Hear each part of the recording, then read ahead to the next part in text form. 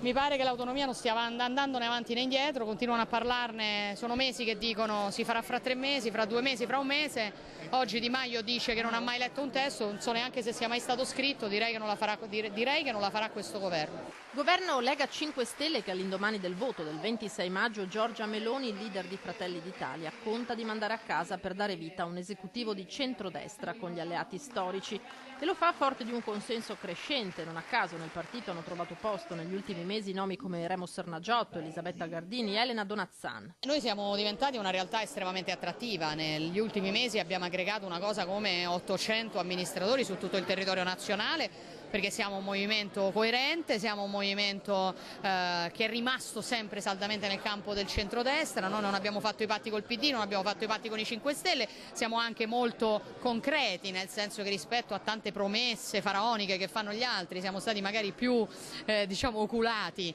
ma questo significa anche che poi sono tutte promesse che non vengono tradite. Siamo impegnati a ricostruire il centrodestra, il nostro grande obiettivo si sa è costruire un grande movimento sovranista e conservatore, un secondo grande movimento del centrodestra, alleato ma distinto della Lega, per poter riportare queste idee al governo. Meloni arriva a Preganzioli in una sala strapiena di candidati, sì, ma anche di semplici sostenitori, dall'adolescente al pensionato.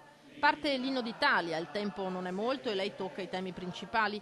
In Europa dice vogliamo cambiare tutto, difendere a testa alta gli interessi nazionali in materia economica ma anche culturale e sociale. Propone l'assegno di maternità europeo contro il calo demografico, attacca i finti europeisti, lancia i candidati per l'Europarlamento e i comuni da Preganziola a Mogliano, da Carbonera a Paese.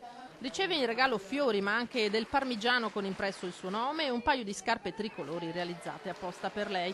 Prima di andar via, strette di mano, foto e una stoccata ad Alessandra Moretti del Partito Democratico, che ha minacciato di denunciare lei e Salvini per la fake news ormai famosa delle tendine al cimitero. Alessandra Moretti è una personalità diciamo curiosa, nel senso che io mi sono limitata a pubblicare una sua intervista, quindi Alessandra Moretti non dovrebbe denunciare me, probabilmente dovrebbe denunciare il sindaco che ha dovuto difendere per una idea così stupida. Questo è il problema, è lei che l'ha difesa, io ho solo pubblicato il fatto che lo avesse fatto.